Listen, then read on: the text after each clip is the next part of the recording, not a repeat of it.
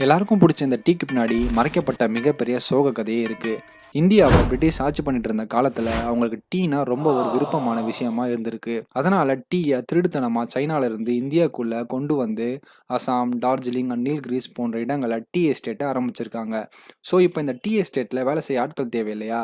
இதனால இவங்க என்ன பண்ணியிருக்காங்கன்னா, பழங்குடியினர் மற்றும் ஏழை மக்கள் கிட்ட நாங்கள் நிறைய காசு, உணவு, வீடுலாம் தரோன்னு பொய் சொல்லி மக்களை மயக்கி கான்ட்ராக்ட்ல வேலைக்கு சேர்த்துருக்காங்க. பட் அந்த அப்பாவி மக்களுக்கு தெரியாது, இதுக்கப்புறம் அவங்களோட பல தலைமுறைகள் இந்த நரகத்துல தான் சாக போகுதுன்னு. ஆஃப்டர் இண்டிபெண்டன்ஸ் இந்த அடிமைத்தனம் கொஞ்சம் கொஞ்சமா குறைஞ்சி டீ ஒரு பிசினஸா மாத்தப்பட்டுச்சு. ஆரம்ப காலத்துல உண்மையில நம்ம மக்கள் யாருக்கும் டீயோட டேஸ்ட் சுத்தமா பிடிக்கல.